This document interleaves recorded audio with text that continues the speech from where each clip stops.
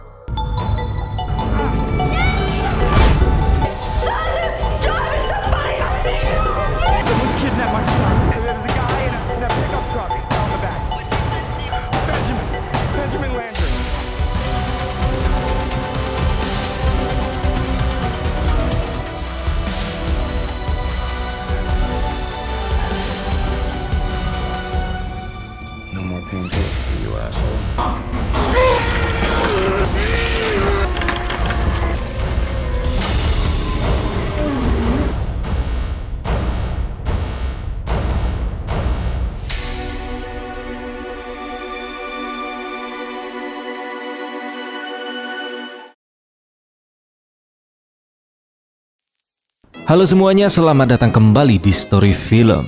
Kali ini kita bakal ngebahas lagi film yang berbau balas dendam. Film ini berjudul The Torture, yang dirilis pada tahun 2010. Film ini berangkat dari kehidupan keluarga kecil yang terlihat normal dan bahagia, sampai sebuah kejadian tragis mengubah semuanya dalam sekejap. Dari situ penonton diajak masuk ke perjalanan batin para karakter yang dipenuhi dengan rasa sakit, putus asa, dan dilema moral yang berat. Daripada kalian makin penasaran dengan filmnya, mending kita langsung aja masuk ke alur ceritanya. Enjoy the video. Film ini dibuka dengan gambaran kehidupan sebuah keluarga kecil yang terlihat harmonis dan bahagia. Sang ayah bernama Craig. Dia merupakan seorang dokter. Sementara istrinya bernama Alice yang bekerja sebagai agen properti. Karena jadwal kerja mereka berbeda, Craig dan Alice bergantian mengurus putra mereka yang masih berusia 6 tahun.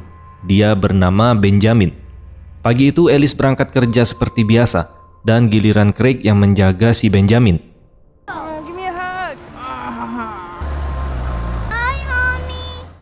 Setelah Alice pergi, Craig mengajak Benjamin bermain bola di halaman rumah.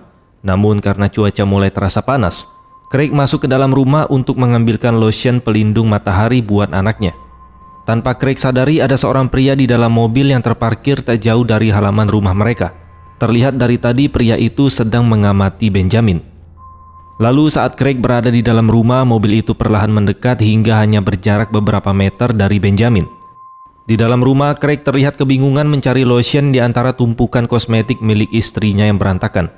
Dia sama sekali tidak tahu bahwa dalam hitungan detik, hidupnya akan berubah menjadi mimpi buruk. Dia sempat melihat mobil yang mencurigakan melaju kencang menjauh. Craig berusaha mengejar, namun kecepatan mobil itu terlalu tinggi. Dalam kondisi panik, dia segera masuk ke mobilnya dan mengejar penculik tersebut. Masalah belum berhenti di situ. Saat hendak menelpon polisi, Craig baru sadar bahwa ponselnya tertinggal di rumah. Satu-satunya hal yang terlintas di pikirannya saat itu hanyalah terus mengejar dan menemukan mobil tersebut. Craig akhirnya berhenti di sebuah jalan layang. Sayangnya mobil penculik itu sudah benar-benar hilang dari pandangan. Craig mencoba menghentikan mobil-mobil yang lewat satu persatu, hanya untuk meminjam ponsel.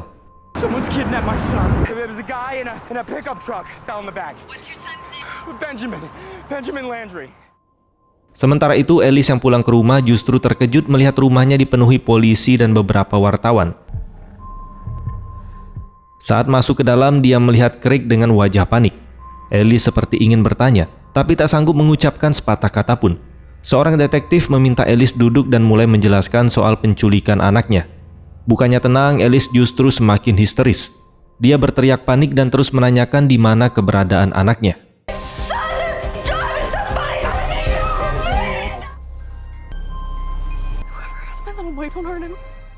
Beberapa jam berlalu, namun polisi belum menemukan motif di balik penculikan tersebut.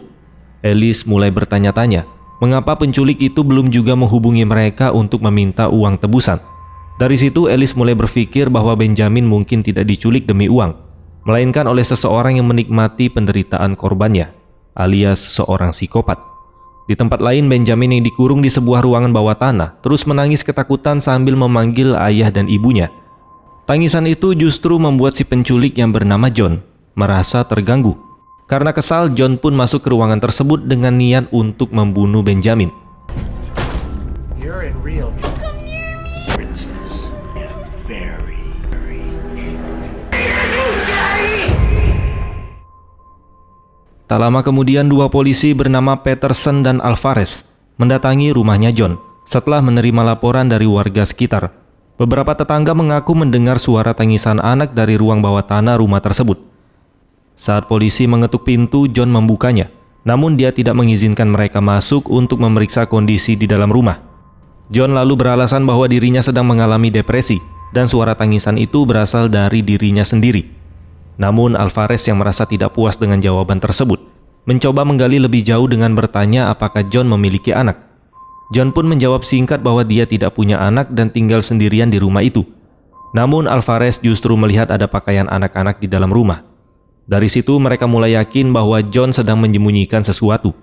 Kedua polisi itu pun lalu meminta izin untuk masuk dan memeriksa rumah. Tapi John langsung menolak. Dia kembali meminta mereka menunjukkan surat perintah terlebih dahulu. Akhirnya kedua polisi itu terpaksa mengambil langkah lebih tegas.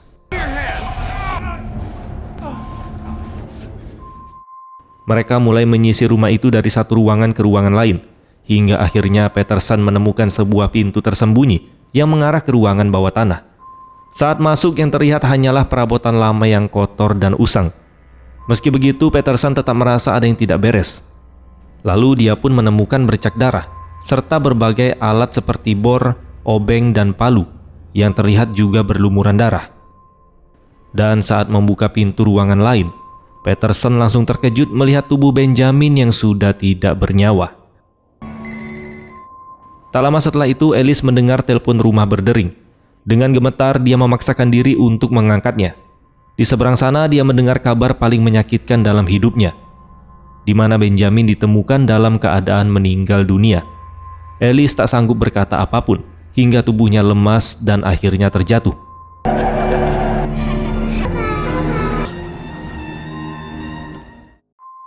Dalam perjalanan menuju rumah sakit, Craig dan Alice masih berharap anak yang ditemukan bukanlah Benjamin. Namun kenyataan pahit tak bisa dihindari. Setibanya di rumah sakit, mereka dipaksa menerima fakta bahwa anak itu memanglah anak mereka, yaitu si Benjamin.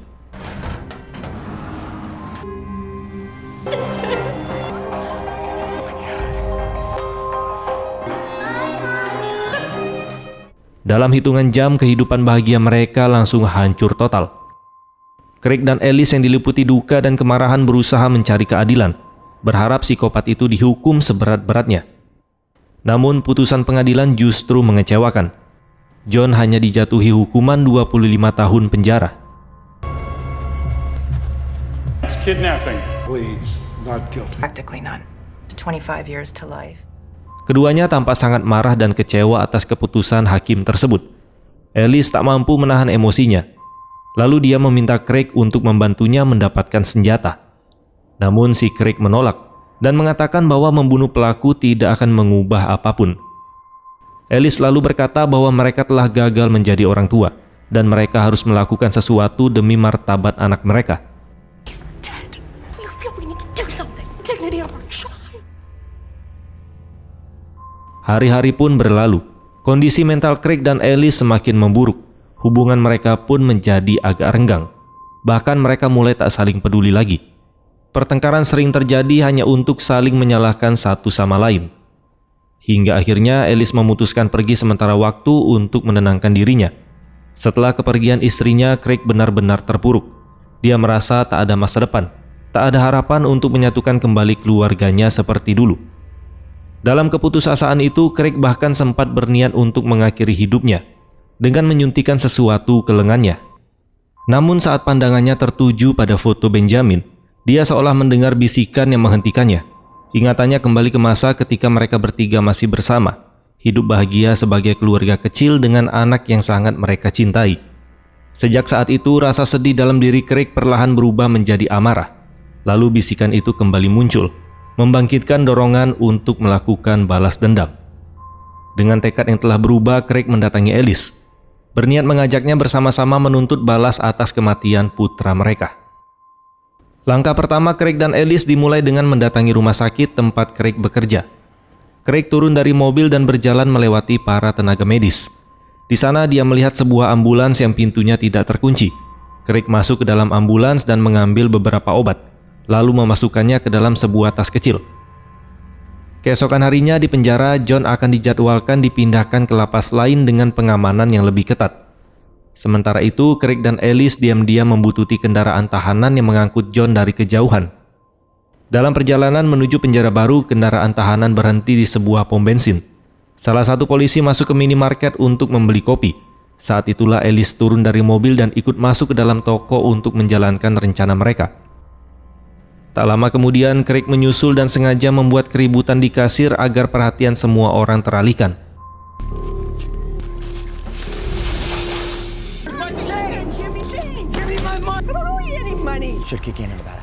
Perjalanan pun dilanjutkan kembali.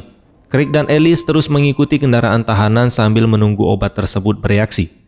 Sebagai seorang dokter, Craig yakin efek sampingnya akan segera muncul pada polisi yang tadi meminumnya. Dan benar saja, sekitar 30 menit kemudian, kendaraan tahanan berhenti mendadak di tengah jalan. Para polisi keluar dari mobil sambil menahan sakit perut. Di saat itulah Craig dengan cepat masuk ke dalam kendaraan dan membawa kabur tahanan tersebut. Sementara Alice mengikuti dari belakang dengan mobil mereka. Saat melaju kencang menuju ke area hutan, Craig tak sengaja menabrak seekor rusa yang tiba-tiba menyeberang jalan. Beruntung Craig hanya mengalami luka ringan di wajahnya. Di sekitar lokasi mereka melihat tubuh John tergeletak di tanah dalam kondisi berlumuran darah. Craig dan Alice segera memeriksa kondisinya dan menyadari bahwa John pingsan akibat kecelakaan tersebut. Tanpa membuang waktu, mereka membawa John ke sebuah rumah perkebunan yang jauh dari kota. Di sana John dibaringkan di atas meja dengan tangan dan kaki yang masih terborgol. Saat John mulai sadar, Craig mengatakan bahwa dia akan memberinya obat. Disinilah terungkap bahwa obat-obatan yang diambil Craig dari ambulans sebelumnya merupakan bagian utama dari rencana mereka. Obat itu digunakan agar John tetap terjaga dan tidak mati, meski dia disiksa selama berminggu-minggu, dan dia akan tetap bisa merasakan sakit.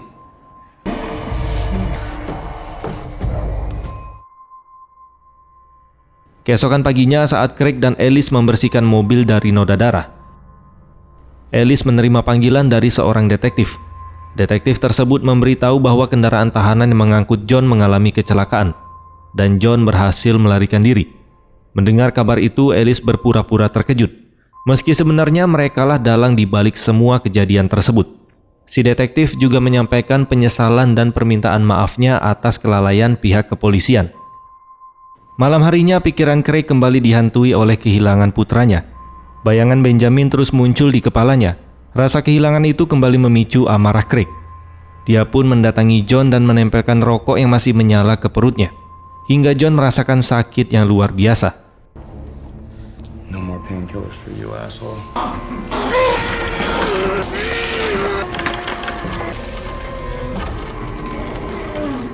Keesokan paginya penyiksaan terus berlanjut. Craig menyolder luka bekas rokok di perut John. Mendengar jeritan kesakitan dari John, Alice mulai merasa bersalah atas apa yang mereka lakukan. Namun Craig mencoba meyakinkan Alice bahwa apa yang mereka lakukan ini sama sekali belum sebanding dengan apa yang telah John perbuat terhadap anak mereka. No mercy for our son. Tortured Benjamin. That's not a person. Merasa masih belum puas, Craig kembali melanjutkan aksinya dengan menyuntikkan sesuatu ke leher John. Ternyata obat yang disuntikan Craig membuat John mengalami kram otot yang ekstrim. Bukan kram biasa seperti saat kita berenang, melainkan kram yang menyerang seluruh otot di tubuhnya secara bersamaan. Ya, kalian bisa bayangin aja, kita lagi berenang, kram di betis aja rasanya gimana? Apalagi ini kram otot di seluruh tubuh. I'd stay still. You'll drown in... Keesokan paginya saat mereka kembali menyiksa John di ruang bawah tanah, Craig dan Alice tiba-tiba terkejut mendengar suara langkah kaki di lantai kayu di atas mereka. And also very effective. This is how our son took our son! We just took his... Rupanya ada seorang pria bersama anjingnya yang masuk ke rumah tersebut. Pria itu adalah warga sekitar. Pria itu mulai curiga melihat aktivitas Alice di dalam rumah, dan dia mengatakan rumah tersebut milik seseorang bernama Frank Joseph. Namun Alice yang berprofesi sebagai agen properti dengan tenang mengendalikan situasi. Dia menjelaskan bahwa rumah itu sedang dalam proses penjualan dan dirinya sedang menunggu klien di sana. Craig pun berpura-pura menjadi calon pembeli alias klien tersebut. Pria itu akhirnya percaya dan langsung pergi dari sana. Sementara itu, detektif mendapat laporan bahwa kendaraan tahanan yang sebelumnya hilang kini telah ditemukan. Dia pun segera menuju ke lokasi kecelakaan untuk mencari tahu apa yang sebenarnya terjadi. Di sisi lain, saat penyiksaan kembali berlanjut, Craig dan Alice dibuat terkejut oleh pengakuan John. Dia mengatakan bahwa dirinya tidak mengingat apapun selain kecelakaan kendaraan sebelumnya. Bahkan dia mengaku tidak ingat siapa dirinya sendiri. Kemungkinan hal itu diakibatkan benturan keras di kepalanya. Alice berusaha keras untuk tidak mempercayai kata-kata John. Meski begitu, perlahan rasa bersalah mulai muncul karena mereka menyiksa seseorang yang bahkan tidak tahu alasan dirinya kenapa disiksa.